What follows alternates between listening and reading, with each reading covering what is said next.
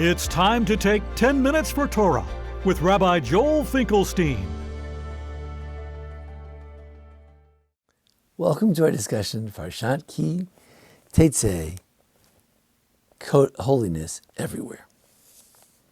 If we look in the Parsha, it speaks about making sure that if a person has some kind of emission, he'll go out of the camp. The camp has to be holy. And there should be a special place outside the camp. You should go out there and you should have a special shovel attached to your weapon. And when you're out there doing your business, you should make sure you cover up the excrement, that there is a bathroom, there's a latrine, even in a time of war. Why? Because God is walking amongst you in your camp. Why? To save you. To give your enemy in your hands. And your camp shall be holy. Your camp must be holy. And there should be no matters of lewdness among you, and that would turn away from behind you. But the key line is, Vaya machanecha kadosh. It's a nice song now. Your camp shall be holy. It could be prescriptive or descriptive. In other words, if God is walking in front of you, so since He's with you, therefore it is holy.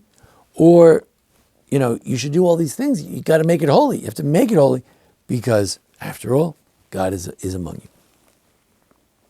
Now, why, in what sense God is among you? There are different ways to take it. The Chizkuni actually thought that the ark, we know the holy ark goes with you to battle.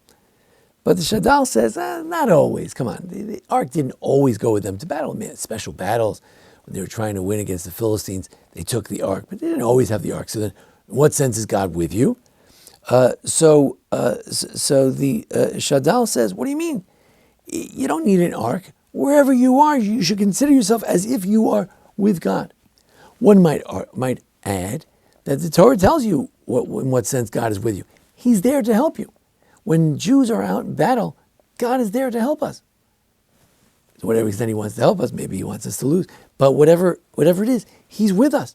So since He's with us, there's a presence of God. It's a special presence of God. But the Shadal is saying, he's saying, look, wherever you are, whatever you're doing, you should always consider it as if you are in the sanctuary of God. The Rambam, Maimonides says in the laws of Melachim, the laws of kings and wars, he says, look, whether you have an ark or you don't have an ark, these laws pertain, you've got to keep your camp holy. The Reb Dov Tzvi Hoffman points out that the Sifrei, the Medrash, says that this applies to all matters of holiness. You can't have things that are dirty, diapers and things like that, when you're trying to daven Shemona Esrei. You can have dogs walking around and doing things that dogs might do when you're in the middle of davening. You can't go into a bathroom or a dirty place and sit there and think about the Torah and recite verses and things like that. There has to be a holy camp. It's not just that when you're in war, it goes beyond that. The Sforno points out that when we say that your camp should be holy, first there was a verse that's connected to this verse about somebody who had a seminal emission. The man wasn't pure, and he has to go outside. So that's a matter of impurity.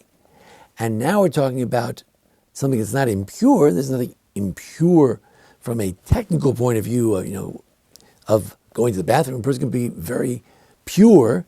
They go to the mikveh. They could have the red heifer ashes, and they go to the bathroom and then come back and go serve in the base of mikdash.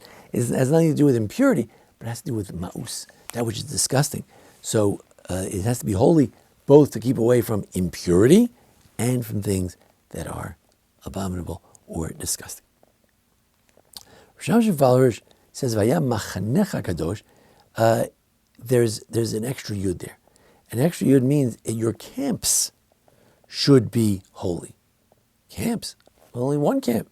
So he says, no, whatever camp you're in, wherever you are, you always have to be holy. Whether you're in the shul or outside the shul, your camp should be holy. After all, this is what the story is about here. You're in the middle of a war camp. You might even be on enemy territory. Your camp has to be holy. No question about it.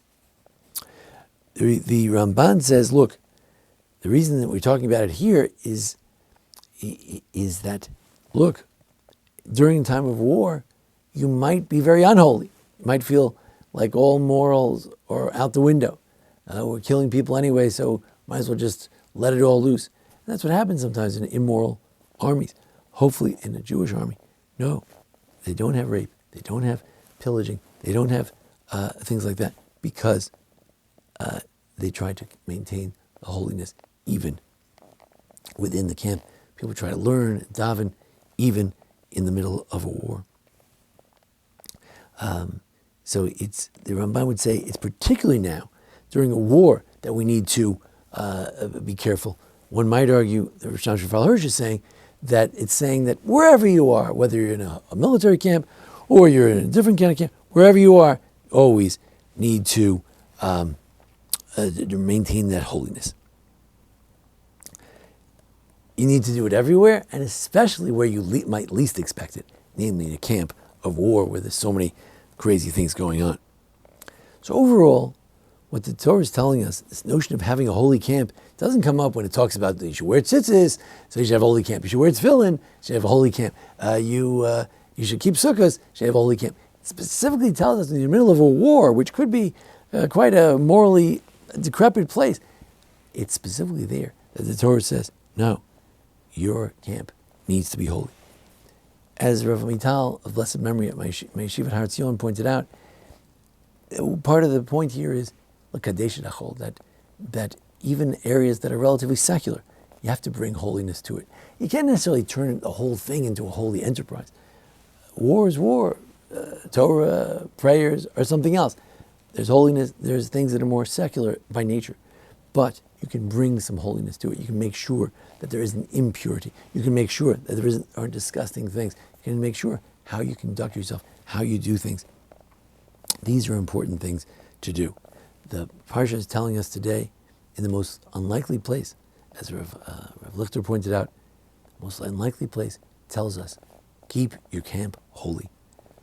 Certainly when we're out in business, certainly when we're out on vacation, certainly when we're with our families, when we're just hanging out, trying to relax, those are the moments to remember. God